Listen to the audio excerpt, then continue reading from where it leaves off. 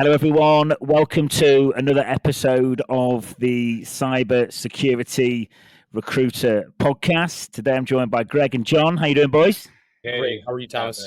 Yeah, good, thank you. I'm looking forward to this one, boys. I'm excited to talk about you transitioning into the business world, and obviously you come from that red teaming background as well, so it'll be nice to hear about that transitionary phase. It'll be nice to hear what type of guys and girls you look for when you're hiring. I think the listeners could get a lot of benefit from that. Be nice to uncover the truth about Vegas, John, about what happened over there last week as well. Perhaps we can get into that, but I'll start where I always start. I'm just going to do you both for an intro for the listeners that don't know who you are. So, John Stigerwalt, you started off back in the day as an IT specialist. You were a help desk technician. Then you were an information systems security specialist at Medville Medical Center. You then progressed on to BSI Financial Services. You were senior IT security lead. You were there for about 3.5 years. You were then at VDA Labs as a senior security engineer, senior security consultant. You were then a red team lead for eClinical Works, and you are currently the co-founder of White Knight Labs. So, John, welcome to the show. Thank you. And no worries. And Gregory Hatcher, again, you started off back in the day as a General Electric. You were helping with Hiring Our Heroes initiative. You were also a senior network engineer in the Army Special Forces Airborne. You were then a network security engineer at CDW. You were also a senior pen tester at VDA Labs. After that, you were a red team engineer. And again, you are currently the founder and co-founder of White Knight Labs. Guys, welcome to the show. Did I get your intros about right? Okay, you should go back and redo my LinkedIn. There's a lot missing there. So yeah, it doesn't explain who we are. Cool. Well, look, mention. We could say you were missing stuff off your LinkedIn, or we could say you were like super security conscious. You don't want anyone to do any recon on you, so you're just staying stealthy for all the right reasons. Yeah. Maybe I don't know, but yeah, I'll perhaps come to you first, Greg. I know I've done you a bit of an intro, but it'd be nice to hear from both of you. Who are you? What do you get up to? What's it like for a day in the life of Greg and John? But I'll let you go first, Greg, and we'll start there if that's cool. Yeah, sure. So my background, there's some stuff that was a hit.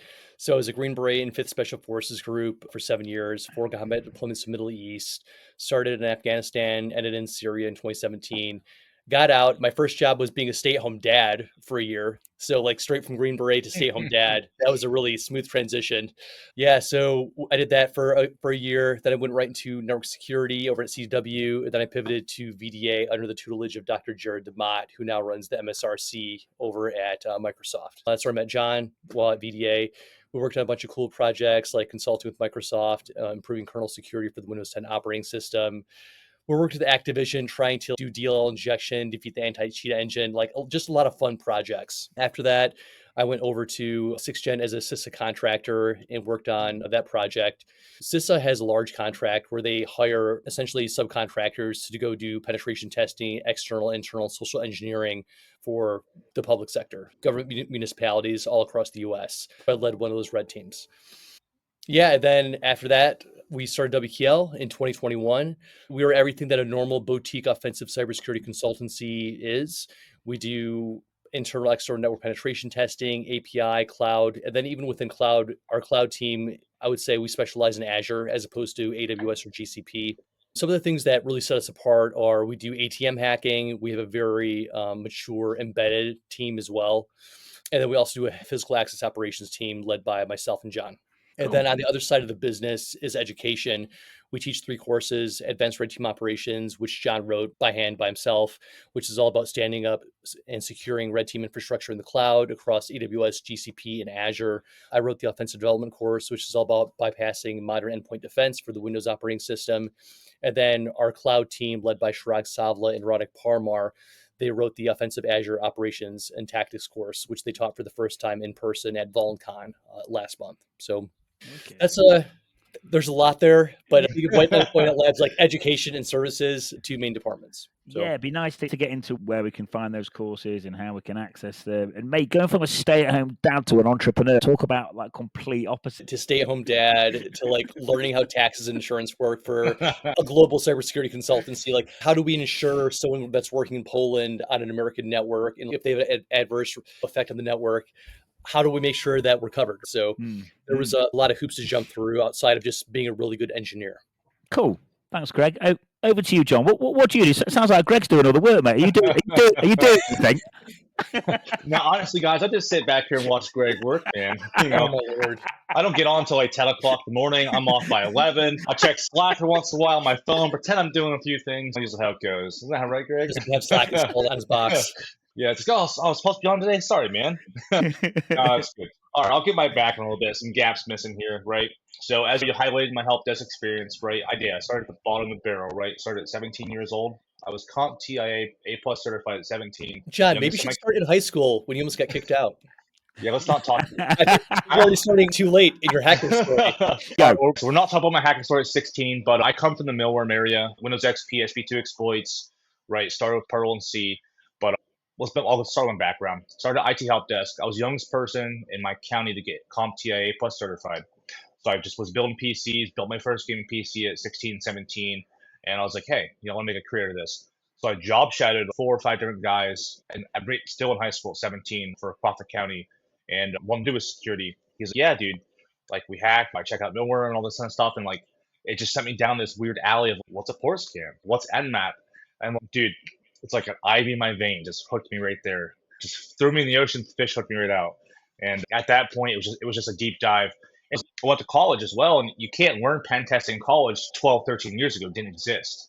We call that information security insurance. Complete crap. If you guys look at this podcast, I have no degree. Dude, I'm a college dropout. Like, I'm nothing. But started as IT help desk, shouted some people, name it, fixing PCs, fixing Adobe, fixing Java, complete bottom of the barrel. Played junior sysadmin, played security lead, moved into a CISO, managed 9 locations.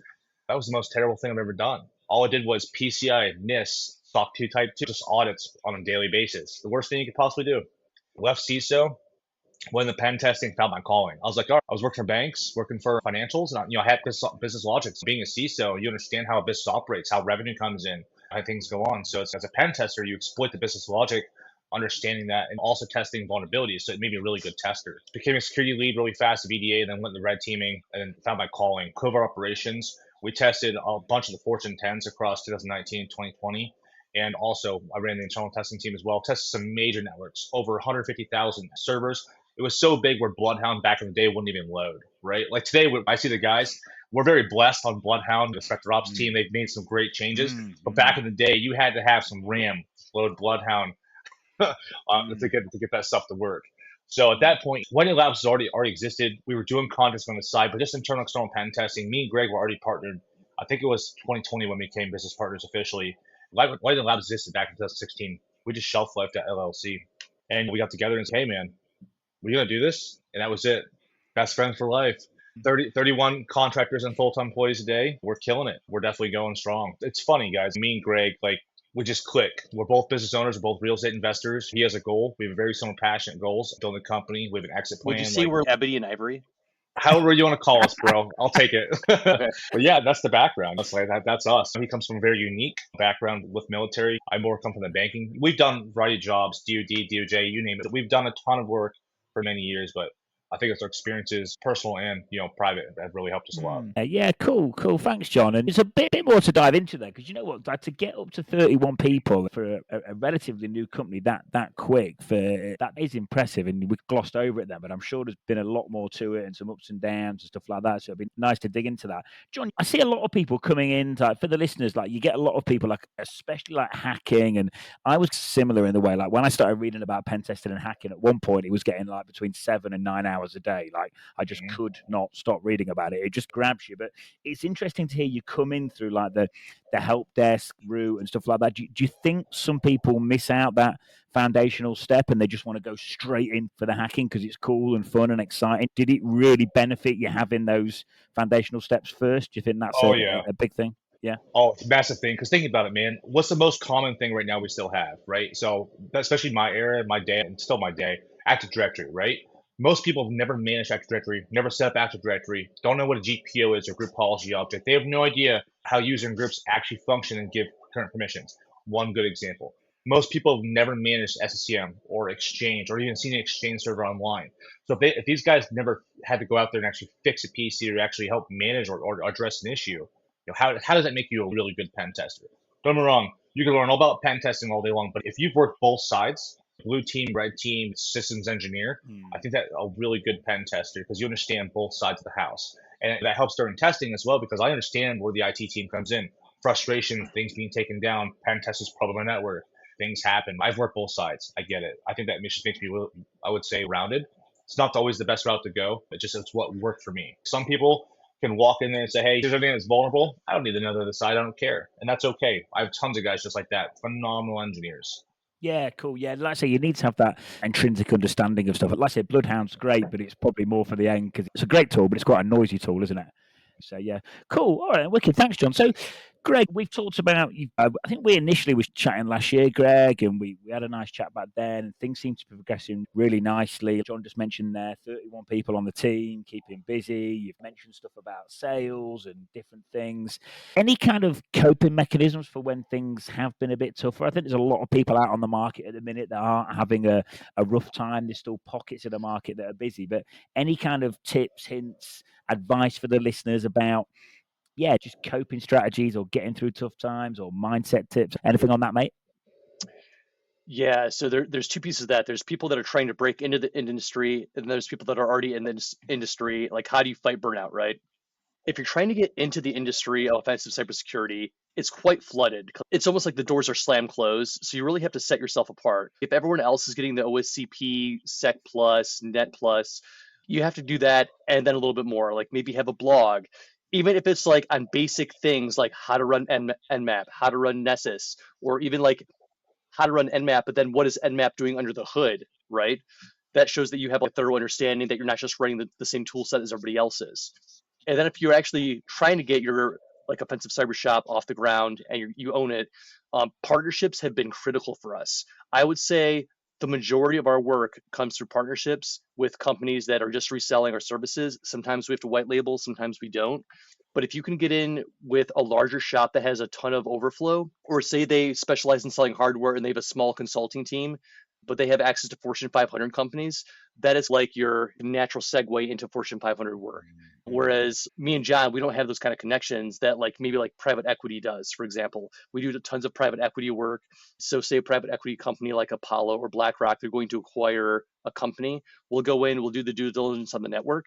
And then if we do a good job, that opens up a huge funnel because like BlackRock and Apollo, they own hundreds, if not thousands of companies. So getting in with these service providers, MSPs, private equity, these companies that have access to not just one or two companies, but hundreds. Yeah, cool. Thanks. I think I've noticed that even more since there's been some layoffs, especially last year. Even a lot of the consultancies are now finding that they've got an uptick and they're partnering with each other and stuff like that. So I think there's opportunity there. But yeah, thanks, Greg. Just to summarize for the listeners there then. So really getting like under the hood, if everyone's getting OSCP, have a blog to stand out as well. Don't just run Nmap, actually understand how it works. Kind of ties in quite nicely with what you said as well, John.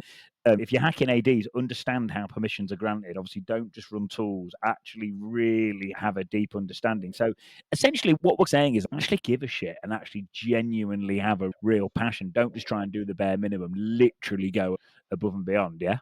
Yep. Yeah, absolutely. Funny. So when people are trying to break into the industry, something I look for, even if they don't have like deep like knowledge in assembly or native code, right? Are they giving back to the community? Are they writing basic tools? Are they presenting at talks, etc.? Like for instance, we have an intern, Dave Peters, out of Grand Rapids. The dude's already writing tools. He's been in the industry less than a year. He's like shadowing projects at WKL. He wants to get his hands dirty. Dude doesn't even care if he gets paid. Like that, he has a bright future, right? All he wants to do is give and give. Go ahead, John. No, I was going to say, Greg, if anybody here has been on an interview, and we actually interview our own guys, like every person that's worked for us either has gone for an interview with Greg or myself. There is no outsourcing. Everybody has to go through us. We pick our team. We manage our team directly. I think that's super important. But as understanding tools like Impacket, whatever pronunciation you guys want to use, I heard engineers call it Impacket, right? To my exec, asking the exec, most common interview questions I give, how does that work? What's the Python code in the back end? Does it even know how it even works? You run that on a network, even for a pen test, right? What's it doing? 99% of the engineers can't answer that question. It's a fail. It's 100% fail. You're going to run a tool and you don't understand what it does, right? Creates a batch file, right? How does it receive input and output? Where's the pipe go? Things like that. So, and just really, they understand every other functionality before that. They didn't understand what it was actually doing. They go back and say, oh, wow, that's actually stupid simple how it works. It is. But you've been running a tool for so long, you have no idea what it does. And that's, man, we need better than that. And anybody who's listening, make sure you understand your tools. Because like at the end of the day, you might need to modify that tool to get around an IOC, interpretive compromise, stuff like that. So, and it's not a heavy lift. Like you can just run not. Responder and open up Wireshark and be like, oh, there's the LLMR request if like they have that service turned on, etc. Yeah, no, cool. Thanks, guys. I really like the thing as well about that guy you mentioned just wants to give and give. Like I said it the other week on a pod, if you have that mentality, everything else does just look after itself. And you need to have the belief that if you do just give and do the right thing, keep the quality really high, eventually everything else just falls into place. I think it's when people come into the market and they perhaps read about a big salary or they read about a skills gap, which definitely doesn't exist at the junior end of the market anyway. That's just the media talking rubbish. But I think if you come in with that mentality of not wanting to take and just really, like you say, give, I think it does pay dividends. It's a more longer term approach, but it's the right one, isn't it, guys? Absolutely. Yeah. Like just not being transactional. Okay, so I got my OSCP. Where's my $150,000 job? Right? No, that doesn't exist. Be okay starting as a junior penetration tester. Right? Be okay. One of the guys that I was mentoring, Dan Berger, he went over to TCM. His first job at TCM, guess what he was doing? He was working third shift through the night. So when people in like Africa and Asia would complete one of their certification exam, he was grading it in the middle of the night in the States. I don't think he's doing that anymore, but like he was willing to do whatever it took to be successful in the industry. Cool.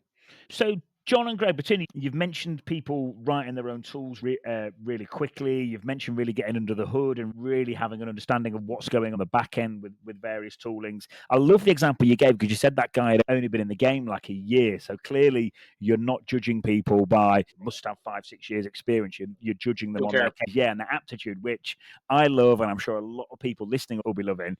So question for both of you, like anything else in addition to that you look for when you're building your company and when you're hiring that could help the listeners? Background is critical. So it really depends what we're hiring for. So if I'm hiring for web application and API, one of those engineers, I'm looking for CVEs. Do they participate in bug bounty programs? What are they doing when they're not working? If their LinkedIn profile is like 14 CVEs, I have the OSWE from offensive security, I wrote these tools, like you're getting an interview and you're probably going to get hired. So advanced certifications, giving back to the community with tooling, and then CVEs is a big one. And also, how fast is their career moving? One of our engineers, Hassan Kafaji, the dude did all the offensive security certifications in a year. So he's an OSCE V3, which is the new version of the OSCE which John has. Mm-hmm. So that's extremely impressive. And he just did the OSMR, which is like the Mac researcher one as well. The aptitude to smoke all the offensive security certifications in a year is almost unheard of. Yeah, cool. That's that drive, all that drive. So like from my side, years of experience doesn't matter to me. The technical interview is really important because remember, you can be the best engineer in the world, the best pen tester, find 0 days, use 1 days, whatever. But if you can't present to the client or write a report, you're worthless. And that's the biggest thing, right? If you can't present your findings, because remember, you can be the best hacker in the world and you could hack the crap out of this client. But if you can't tell a client what's wrong and how to fix it, can't work for us. Because, remember, you're 50-50. You got to be a hacker, but you also have to be sociable and be able to present what you found as well.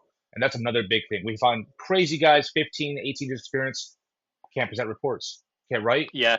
Engineering and consulting are two very different skills. Exactly.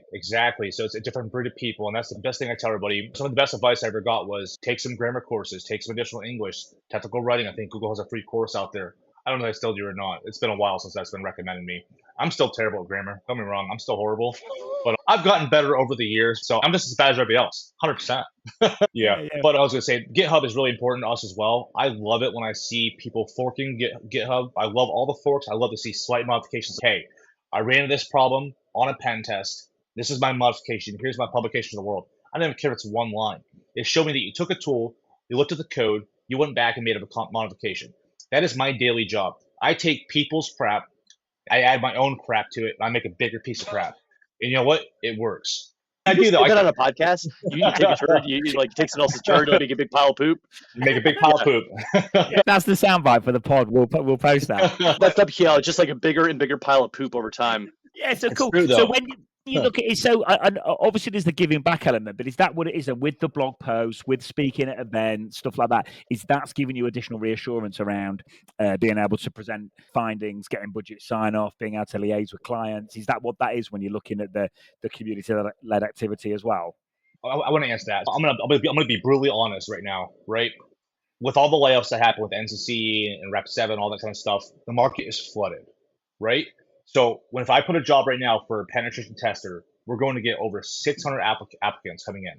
I have not enough time to look through 600 applicants. There is no automation process. If you want to find a good pen tester, you have to manually go through. So we're adding filters and search criteria around those 600 people to pull them out, such as GitHubs, such as what certifications do they have, things that stand out, right? You have to find things that stand out. If you've done talks at DEF CON, you've done things like that, just giving back. Like, I love GitHub searches. If you don't have a GitHub profile on your link, on your resume, you're probably not getting an interview, honestly. Depends what you're going for, though. If you're going for just a basic pen tester, maybe, but looking for people that are going to stand out. You can't have the same resume. You can't have the same normal as well. Right now, the market's flooded. It's a really hard year for a pen tester to get a job. People are taking lower pay cuts to get in there. Not a ton of people hiring now. Yeah, we're seeing the unemployment rate even skyrocket a little bit, if you guys have been following around. So I would say, I'm going to interject here. Offensive security, there's like a bell curve of skills, right? Everyone wants to be an internal, external network penetration tester, but there's all these other things on the fringes and like niche things like ATM hacking, embedded, attacking the cloud, Azure, GCP, AWS. No one is doing these things. So if you can set yourself apart and build the skill set of doing these really niche things that you are world class at, like for example, everyone wants to be a web application penetration tester. What about mobile application penetration testing? Hacking iOS is a son of a bitch. No one wants to do it. So if you're really good at hacking iOS mobile applications, you can probably get a job tomorrow. Bless you on that. If you guys are going to do that, you're going to have a hell of a career path. You know, like you can see John's face. It's painful. No one wants to do it. Like, you have to break the TLS handshake, if even possible. Maybe they've implemented cert pinning wrong. You're not even getting a jailbroken iOS device today is also a terrible, painful process. Like, the emulation is also terrible for iOS. If anybody's listening to this, please go a different route. You're better off going embedded in IoT than you are on iOS. Yeah. I love Apple, but dang, man. Yeah, the problem is, Thomas, like we're getting these jobs where it'll start with an embedded penetration test, but that embedded device will talk over Bluetooth or LTE to a mobile application that also talks to a back-end cloud.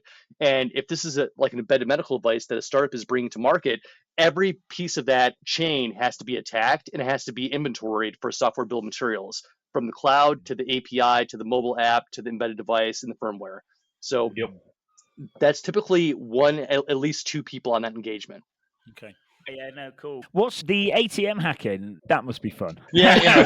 Yeah, I did a ton of jobs for Diebold, right? So obviously Diebold Nixdorf, I think they did Chapter 11, unfortunately. So I'm not sure where they stand today. I have not been following the ATM hacking. So I come from the era of jackpotting, black boxing ATMs, right? I've tested many ATMs over the years. It's quite interesting work. I would say Diebold does a really good job. I never got a chance to test, was it NCRs? I think that's what it is, or whatever the other brand is. It's always been Diebold on my side. We have a few engineers who are world-class hackers who presented a lot of findings, especially around CVEs and things like that, on some of the software protecting the ATMs. I'm more of the hardware, break open the box, drilling, things like that. I've done a lot of the software side as well. So ATM hacking is very interesting. So the banking world there's two ways it's done. You either work for Diebold or NCR or whatever they're going to be directly and test the ATMs, be part of the security team. I know there's tons of teams in Germany there, some on the US side as well, but most ATMs are not made in the US, or some are. Each country has their own standards, restrictions. In our case here, most ATM pen tests are done from the network side, right? So most banks will have people come in, they'll test vulnerability scanning, network pen testing. Some guys will land on ATMs if you don't buy the additional software. It's basically the more money you pay, the more secure your ATM will be. Obviously, in America, we don't see people taking excavators down the road, knocking bank walls down, and driving off with ATMs. That does happen all the time in different countries. That's on YouTube. It happens all the time. So I had a chance to work on the Brazilian side of the ATMs, and that stuff blew my mind.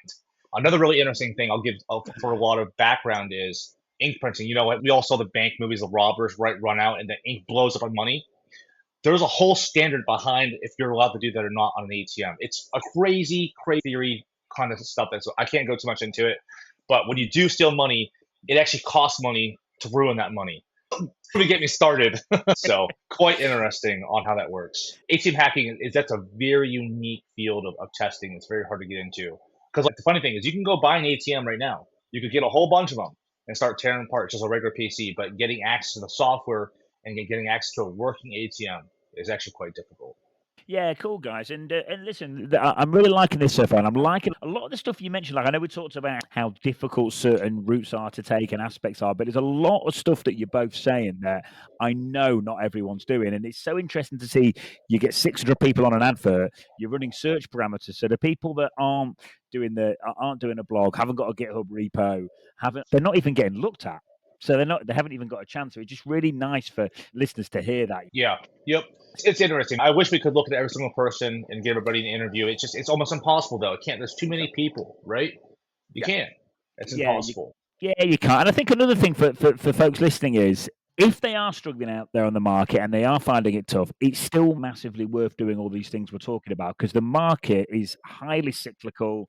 It's pegged to the economy. When we're in a boom, we're on the way to the bust. When we're in a bust, we're on the way to the boom. So for those people listening, now's the time to really upskill, really double down and really go for it and just essentially disappear for 6 months and just absolutely cane it because then when things do tip back, it's just bang and you're off to the races. Yeah, Tom, I love that you bring that up because a lot of engineers, when they're entry level, just breaking into the sector, they'll try to be good at everything, which is impossible, right? Like you can't be good at embedded, web app, mobile, Active Directory, exploit development.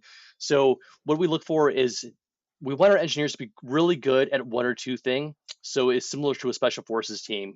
Like if you're on a special forces A team, I was in communications. So all I handled was communications for the team, routing, switching, VoIP, high side, low side. If my captain had to call back to the States, it was my responsibility to make sure it got done. That being said, there's also guys on the team that were medics or they worked in explosives or they specialized in weapons. So at WKL, all of our engineers only do one or two things. So web app API, our cloud team, all they do is attack Azure all day and they find ODay and vulnerabilities and report those to Microsoft. Our embedded team, all they do is attack embedded medical devices. Go ahead, John. I think I interrupted you. No, keep going. That was good. No, I think that's really good. That's true. We have some well-rounded players. We have teams dedicated to each service offering. Like I can't put an embedded tester on a web application pen test who's never done web app, who doesn't understand going above the OWASP top 10, scanning the SAN CWEs. They don't understand. That doesn't make sense. We go for the gold standard for our testing. So I think that's where someone needs to fall into on playing on that. So super important. Cool. Yeah, just jumping back to the business side of things for a minute, guys. So I know, Greg, you talked about having partnerships and you've got someone that knows Apollo or BlackRock. How does those partnerships come about? So I understand like getting stuck into Apollo would be an absolute mission and it'll be a very long-term client acquisition process. But obviously this bit you're talking about, this partnership ground sounds really good. You've got a headcount of over 30, like rapid, really quick. It sounds like things are going well. So yeah, how does that come about? Is that existing relationships or is that you two going out to market and doing stuff? Or is John getting chatting to someone over a beer at DEFCON? What's going on? Yeah, so that's a great question. Usually like cold DMs on LinkedIn don't go anywhere. One of our partners has to recommend us to another partner. So it's all word of mouth. Like, hey, I trust this person. They're in the trust tree. The bona fides is complete. They've done X, Y, Z and many engagements with us. You should go work with WKL. And once that spider web starts, it just goes and moves laterally and deeper. So yeah, MSPs, private equity, these large like hardware service providers like CDW, Trace3. If you can get into any of those, they almost have an unlimited amount of clients. Yeah, no, cool. So really, it's like in the age of AI and automation and all the rest of it, it's the old school relationship building, referral, recommendation, doing a good job, staying in the same space for a while. Yep, it's the golf course, the coffee shop, shaking hands, kissing babies. It's being a human being, be relatable, being likable, right? No one's gonna partner with you if they don't like being around you. Yeah, definitely. Yep. Cool. And what do you know now, John, about running a business that you wish you knew 3 years ago, mate? It's all about connections. It's all about understanding people, passionate. Understanding people is really good. Right? I think that's the biggest thing. Like you have to be sociable, right? You can't just be an engineer. Like, yep, I'm gonna start a business. Doesn't work that way, right? You have to be willing to bend and change your mindset and evolve as technology evolves. Pen testing 10 years ago is not pen testing today. It's a little bit different than what it used to be. Also understanding the shift in the market, right? We talk about like, the US companies, are they actually looking for a pen test? Are they just looking for a bone scan? Like, what do they really need? Understanding what the client needs are and understanding how to communicate that to an IT manager, to an engineer, to the C-suite. That's super important, just talking with people. Obviously, we're pretty informed on the podcast, right? Things like that. But when we're on a C-suite call, it's a whole different ballgame, right? Being able to mend to those people, understand what they need, toning down and toning up certain things. So it's ever evolving, right? You just kind of you feel the call and how it's going, and you change yourself. So you have to be somewhat salesy. I know that sounds terrible, right? I hate being salesy. I hate having to sell myself, sell my company like that. I just want to be deep in research, deep in code, right? Down in assembly. If everybody knows me, I love assembly. Just down in assembly, but can't do it every day. Yeah, cool. I like what you said there, John, because it's does someone need a pen test or do they need a vulnerability scan? It's like when a client says, I need a red team engagement. It's, hang on a minute, where's your security posture? Most clients don't need a red team. Exactly. I'll be honest, Thomas, like the vast majority of our clients, they're probably like in the upper end of maturity. So Okay. like cybersecurity maturity, it's like a pyramid, right? Like at the baseline, are you doing hardware and software asset inventory? And then are you doing vulnerability scanning? That would be the next layer up in the pyramid. Then are you doing penetration testing? Okay, have you been penetration tested for 5 years? Okay, maybe you can do a purple team or a red team. And those companies are at the very top of the pyramid. That would be like the Coca-Colas, the Walmarts. Like they have a SOC team, they have they have service, etc.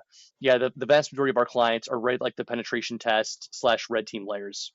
Yeah, I think there's two things with red team. I think the clients realize what it entails. Do they realize how much these things cost because they're not cheap? And I think a lot of pen testers, I think they want to get into red team. And do they actually understand the reality of what it means to be on a red team engagement for months and months at a time? Like you're not popping shells every 5 minutes. It's like times that are really good fun and times that perhaps aren't and require a bit of patience and persistence and stuff like that. So it's interesting. Yeah, I have a lot of horror stories on red teaming. Yeah, something that doesn't talk a lot is how painful red teaming is. Like you could just beat on a network for 1-2 months, but if someone isn't gritty and they don't have that persistence, they're probably not going to make it. This is not like a penetration test, so a huge difference in skill set. Yeah, red teaming sucks, 100%. I love the research, all the bypasses. That's the best part. Setting up the C2 infrastructure, bypassing, winning domain admin, going for the objectives. Because obviously, red team's objective based, right? But then it's boom, like you do it all. Now I got to write a 130-page report. Hopefully, I took screenshots and I accounted for everything I did. Can I present this correctly to the C-suite? When we do a red team, we don't just do a technical report. We do the executive summary, add findings, detections that happened, the attack path, adding in everything that was relevant, any indicator of compromise, keeping all the hashes of all the files you use. The amount of logging you have to do on your side is terrible. 130-page red team report will say 6 to 8 weeks, sure. But then we got to turn that into a PowerPoint and present that to the executive C-suite. Sucks. It sucks. I don't care who you are. It's a terrible process because it's 15 days of reporting. So don't get me wrong. I love red teams. I come from a red teaming background. I love the covert side. I think it's the best thing in the world. But anything after that just blows. Yeah, the level of effort is not similar. Yeah, like you say, unless you mentioned it earlier, if you can't present, if you can't get budget sign off, unless you want to do bug bounty on a self-employed or a freelance basis, you need to get good at these things, definitely. Yeah. Thomas, honestly, man, one thing that we've done, and as I talked about before, the U.S. market shifts, right? No one wants an 8 or 10 week engagement anymore. It's pretty rare. We have a few that come in. We do 3, 6, 7 year that are long engagements, right? Our most common one now is we've turned with the market. We're doing insider threat assessments, seeded access, assumed point of breach, 15 days, 10 days, whatever the client can afford, and we're forming down to the budgetary requirements. I know that sounds terrible, but like clients really need to know, hey, if I have a stolen laptop, what can you do? That's a perfect fit for us. I'll show you what I can do with a stolen laptop. And it's mind blowing, right? You give one of my engineers and myself a stolen laptop, we'll run C2 like a normal malicious hacker would, breach email, whatever, boom. We have access to all the information. My most famous one in every call for an IT manager, and most can't answer it. How do I cripple your business to the knees? Like, how would you rip my business apart? I need to understand the revenue. I need to understand what the objectives are. Is that tearing down a database? If I shut down your database for a week, are you out of business? You close your doors? Is it me selling your contracts to a foreign competitor? What is it that would cripple the company? So when we emulate an attack against an ATP, advanced threat persistent, an actual ransomware group, I need to pretend to be that group. And like, what would I do? Obviously, there's certain things we can and can't do, like wire transfers, stealing all the money in the account. But you have insurance, right? So there's certain things you can do and can't. We need to simulate those attacks. And that's how a real red team should be focused, right? Completing the objective without causing business disruptions. That is so important to understand. And most red teams today don't do that. And that's where we fall into place here. We try to go for that objective-based tactical scenarios. Cool. I bet doing that insider threat stuff's pretty Interesting, though, isn't it? It's easy, Yep. and the reporting is so nice. You like your jobs, no reporting. Because that's what tells a story, right? It's hard to tell a story over 10 weeks, but it's easy to tell a story over 2 or 3 weeks because the client can say, "Hey, you know what? Let's do this again. This is really good. We'll come back. We'll take your findings. We'll fix that." 3 months later, they come back for another insider threat assessment. Now let's do a different objective. Now, hey, we're going to start in Azure. Can you get on-prem access? Sure, we'd love to try. Why So not? one of John's favorite things to do is actually spoof a vendor, similarly to the HVAC target hack. So we'll do a bunch of open source intelligence. Hey, they use this plumber. We'll get the costume, the badge of that plumber. We'll go on site. We'll just open the door to the server room. It works out pretty well for us usually. Yeah, we have some custom. I was gonna say we have some custom Raspberry Pis. We haven't released code on it yet, but we got 4G dongles to work over the new Raspberry Pi. So all we do is just set up some fancy routes, and we'll just have reverse SSH tunnels reaching in. So we just plug a box in.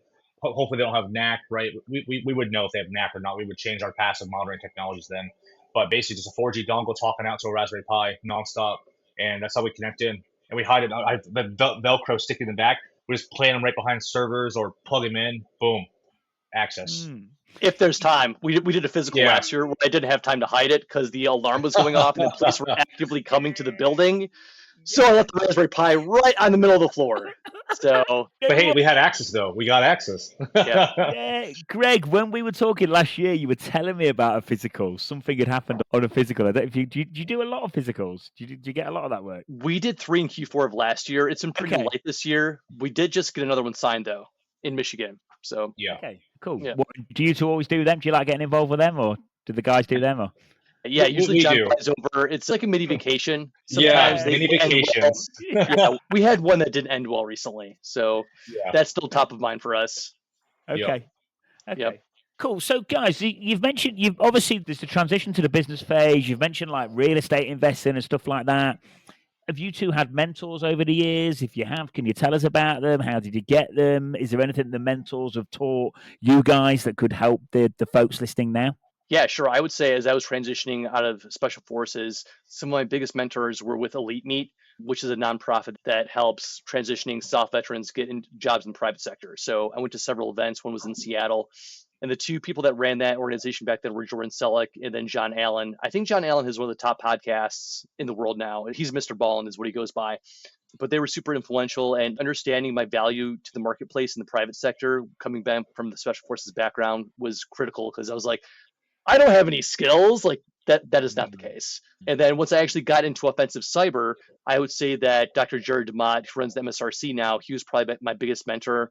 And then also a couple of guys at VDA took me under their wing. Michael Fowle, who's over at Microsoft now, he was a really good mentor as far as being curious, things to work on. As far as sometimes you almost have an exploit working. It's just like that last 1 yard that you have to get to. So I'll bring guys in for that. Cool. John? Yeah, so mentors for me, same with Greg, right? So a lot of my previous bosses or colleagues, things like that, my mentors more fall towards the real estate side though. So I have a few different guys I've worked with all over the world where they help with investments or pain points they've done because me and Greg are both real estate investors. So those are my biggest mentors. My biggest secret for cybersecurity is I'll watch what others do, especially on LinkedIn marketing, see what the newest certs are, the newest technologies, what they're posting, and learn from them, right? I'm always surfing through LinkedIn. People above me and below me, it doesn't matter. I'm just a lowly humble server to the cybersecurity community. And I love to see people giving back, and that's how I stay connected and see what people are doing. I post it back to my team. I say, hey, check out this cool stuff. I was, oh, hey, I helped write that. I was like, oh, sweet, dude, that's super, super cool. Like that's where I fall in there is just watching people on LinkedIn. That's a top line right now. Is I think LinkedIn, especially Twitter, X, whatever you want to call them today. Yeah, I've seen a huge drop from cybersecurity and a big push over to LinkedIn now. So. Yeah, I think LinkedIn's really coming into its own, and it's a good point you make there, mate. Because you don't like back in the day to have a mentor, you would have literally had to have known that person or get an intro. Whereas now, you could have a mentor on YouTube, on LinkedIn, and perhaps you've never even met them, but they're really helping your career growth. So it's a good point. I like it. Cool. Earlier on, you talked about the offensive. You talked about a course. An ops team course. You talked about building red team cloud infrastructure environment. Can you tell us more about that? Can you tell us how to access the course? Can you tell us how it will benefit for the listeners, guys? Sure. Yeah, I'll take the learning side of the house. We'll do a nice little promotion of what we have going on. We have our flagship course, Offensive Development, right? So we have 3 courses: Offensive Development, Advanced Red Team Operations, and the Offensive Azure and Tactics, right? Everything's taught live right now. Those 3 courses will be going on demand in the next 30 days, which is super cool. That's our goal, to take everything on demand as well. On top of that, we also have a few new courses coming out as well. We have a Red Team Automation and Infrastructure course, which expands on the ARTO, Advanced Red Team Operations, will be only taught on demand. This will cover C2 across multiple frameworks, redirectors, automation, building inside AWS and Azure with Terraform, and also the CLI and Clouded. Super cool stuff. We have another one, which will be an embedded course coming out, which Greg is handling with our embedded team. Another one that's really coming out that I really is also lateral movement and also the initial foothold course that we're working on for Red Team. And when we say Red Team, that guys, you don't have to be a Red Team member to use the courses, right? It also works with penetration testers because you have to have some experience to get into red teaming, right? Some really big things we're doing, which we haven't announced yet on Twitter, but it's in the works right now, is, and I'm going to go on a little tangent here. Offensive security Here we go. Offensive security made my career. It really did. The OSCP, I have the OSCE as well. I'm one of the originals, 2017 era, right? Stigs is my handle. If you guys know me, I was on the, before offensive security switched over to Discord, I was Stigs. Gottnuck was on there. All the guys were on there, right? The originals, right? That's what I call them, the originals. I'm still below like the 27,000 era, like of people. I was like one of the originals back in the day. Offensive security went government, and they now do the proctor exam, the desktop monitoring. I'm not a big fan of that. I'll be honest with you guys. I'm not a huge fan. I do like you can get the courses for $5,000, take them all in a year, but you got to do the proctored exam. I think we're going to see offensive security shift out of the market eventually and go more towards like the SANS era and things like that. I still think the OSCP, is a big requirement for a lot of jobs, and you should get it. We're working on our own version of a certification, so we're now going to start offering certifications, and we now have something that works called the ELPT, the entry level penetration tester. It's going to take you through an external and internal pen test. Over 700 pages of content, massive course. It will take you through understanding what a pen test is to writing a report at the end of the course, and then you take a 48-hour exam. Very good. So it's going to start as an external pen test where you set up your own Linux box, and then you get shifted to an internal pen test. You have to complete all the objectives, hack all the boxes, includes Active Directory, includes some cloud components, and then if you pass or fail, you get the certification. It's going to be a good entry-level course. We saw everything that was out in the market, and you know what? We decided to do our own thing. On top of that, as you guys know, we have it's called Dark Knight Labs. So it's our own version of AV EDR bypasses and code storage on what we need today. So includes native C.NET, Rust, and Go. All 4 languages containing all the AV EDR bypasses we have for a yearly subscription. So cool. Those are the biggest things we have right now. So lots of cool things coming up. Is that all? You know what? There's probably a few things I'm forgetting. About this time next year, the education side is probably going to be like 3x bigger than it is right now. Okay. Yep. Cool. Yeah, so I know you're saying we'll wrap it up soon because I know you guys are mega busy. But yeah, what we'll do is we'll put all this stuff in the show notes as well. So if you ping me, Greg or John, and we'll get all this stuff in the show notes for when we release. But I know I promised you guys an hour. I think we are about an hour now. I'll just ask you one more question before we shoot off. Favorite book, podcast, online content you've consumed at any point over your career? Could be security related, could be business related, could be self-help. What could help the listeners the most out there? Book, content, pod, anything. Yeah, that's easy for me. So podcast would be Dark Net Diaries. Jack Resider does a deep dive, like really deep into topics that are really fascinating for cybersecurity. He talks about this book called Sandworm, he talks about Stuxnet, he talks about the NSA, like hacking Americans, really cool stuff. And then I would say book would be Napoleon Hill's Think and Grow Rich, just because he talked about like auto-suggestion, how to actually use your brain to make money as opposed to swinging a hammer. Go ahead, John.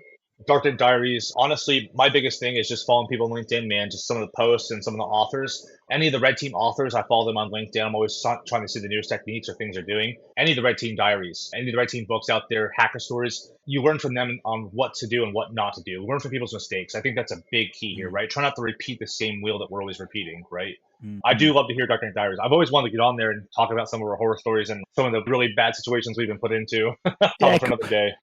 Thank you. Packed full of information, and I know you're both mega busy, so genuinely appreciate your time. Thanks, John. Thanks, Greg.